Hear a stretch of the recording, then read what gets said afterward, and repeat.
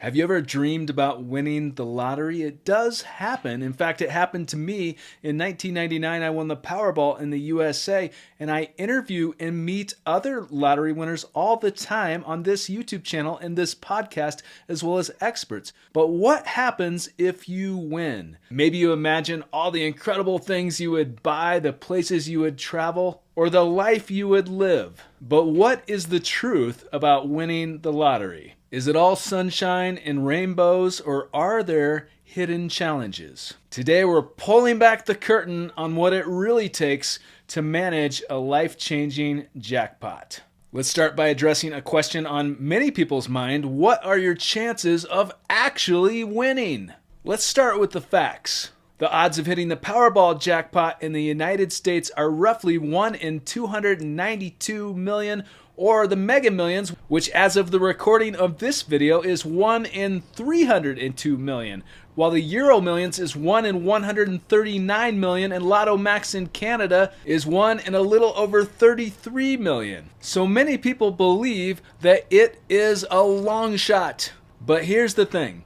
Every winner that ever won had the same chances. They had the same chances as everyone else that played, but they won. Of course, never ever spend more than you can afford to lose and play responsibly, but with one ticket is all it takes for lightning to strike. It is possible. Does it really matter if you choose your own numbers or let the computer generate the numbers for you? Let's get into the stats and the myths. So here's the truth. People win both ways. I have interviewed people that have won massive prizes, tens and hundreds of millions, but they have played both ways. The computer-generated quick pick or choosing their own numbers. In fact, I interviewed a former director of the lottery in the United States who said that, generally speaking, 80% of the lottery winners in the United States were winning on a quick pick, a computer-generated pick,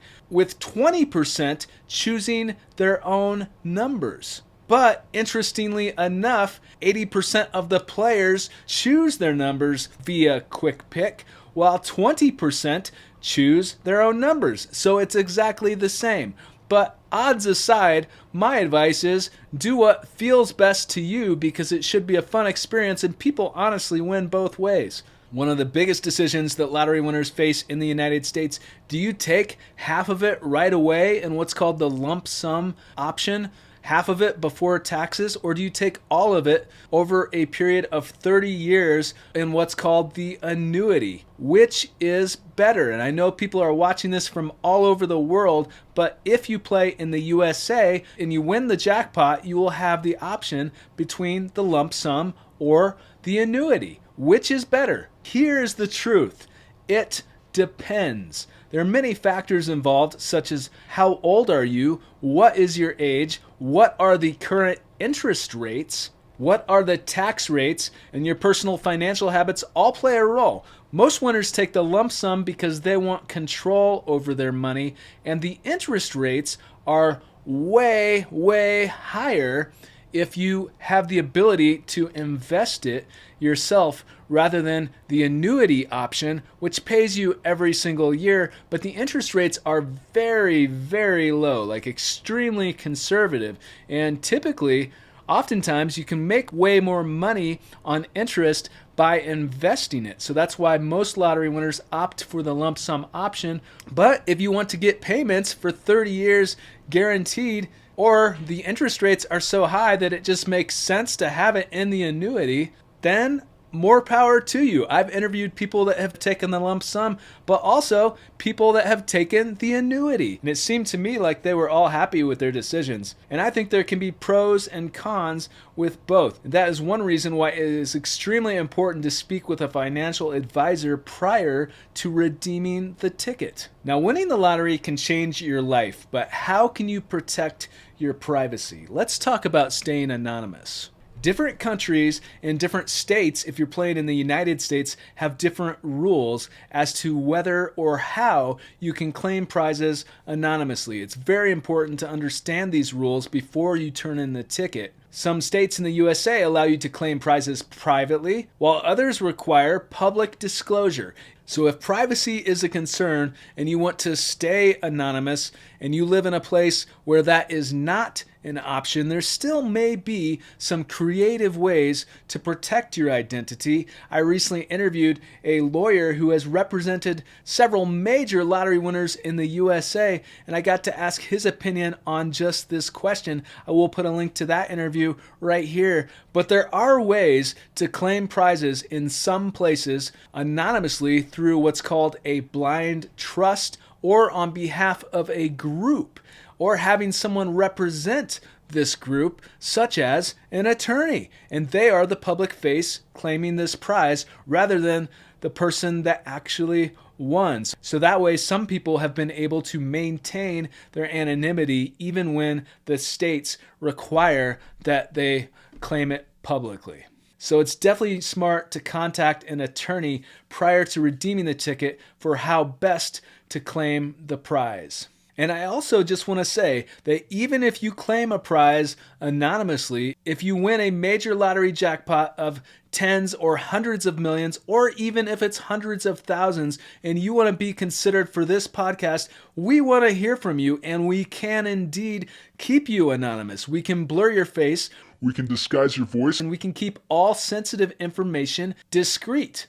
But we want to hear from you. It's such an amazing phenomena, and we love hearing from lottery winners. If you are one of them now or in the future, come on to this podcast. We can keep you anonymous if you wish. It does happen, but it begs the question for these very lucky people, is it all luck? Is it simply the right place at the right time? Or is there perhaps something deeper at play, such as manifestation or divine intervention? Here is what I think. For some people, winning the lottery can feel like pure luck. But for many, it's a deeply personal experience. Many winners I've spoken to believe that they followed their intuition, while others credit divine intervention or even fate. And many other people strongly believe in manifestation. For myself, I had a very vivid dream about winning the lottery 3 months prior to it happening in real life. It was so real. And after that dream, I believed that it was going to happen. Whether you think that's a coincidence or whether you think there's something more to it, I have respect for you. And whether you believe it's luck, intuition, divine guidance, manifestation, or even a combination of these things, what's undeniable is the power of belief and how that shapes our actions and our outcomes. But I find these types of stories so interesting, and it happens all the time. And if this happens to you and you win the lottery, let's bust some common myths about it. Myth number 1, winning will solve all of your problems. This is definitely not necessarily true. The truth is that if you win a major prize, from my experience and from a lot of the people that I've met and interviewed, I found that it sort of magnifies their personality for who they were prior to the win. It doesn't necessarily change people, but makes them a larger version of who they already were.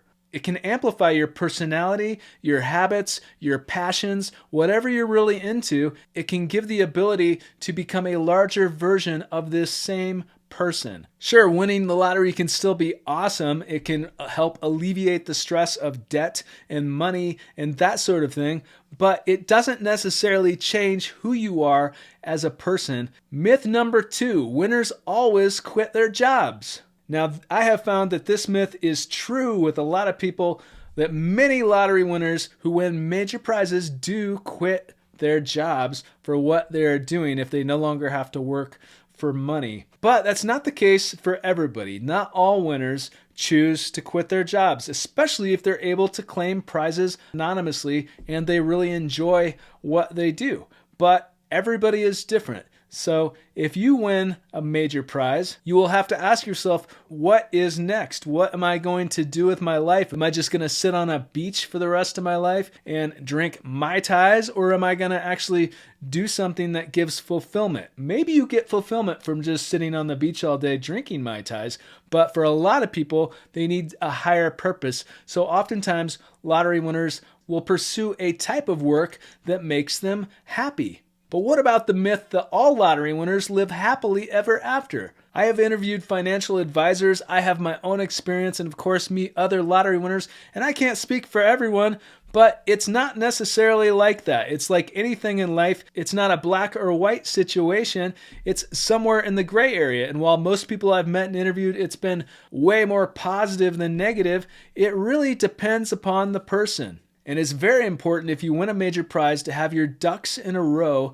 prior to turning in the ticket by speaking to financial advisors, estate attorneys, and getting help behind the scenes, even before you turn in the ticket. But let's just say theoretically that you have won the lottery, whether that's tomorrow, next month, next year, you hit the big one, lightning strikes. What should you do to make sure that your dream doesn't become a nightmare, that it is something very positive for your life? Let's talk strategy. The lottery is more than just luck. The lottery is more than just winning an abundance of money. It's about dreaming big while staying grounded. Play responsibly, keep your plans realistic, and if you do win, take a deep breath, celebrate, don't go screaming from the rooftops, or maybe you can, but try to keep it on the down low. Don't tell too many people, but seek help from the right experts, financial advisors, estate attorneys, people that are qualified,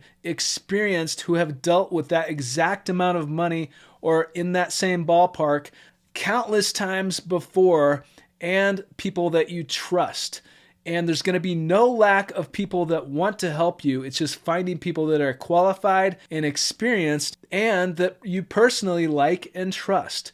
I made a video about how to find a financial advisor. I will put a link to that in the description of this video. But what do you think? Are you ready for your lottery jackpot? What will you do if and when you win? Comment below this video. Let me know your thoughts. I love checking out your comments. I will put links to interviews with other lottery winners and experts, financial advisors, and attorneys in the description of this video. You're going to want to check those out. Get notified when new videos are released on this channel by hitting the subscribe button, the bell icon, and enabling all notifications. Always play responsibly if you play the lottery, but who knows? Your win could be right around the corner. Anything and everything is possible. If you like this video, go ahead and smash the like button. As always, thank you so much for watching, and thank you for your support.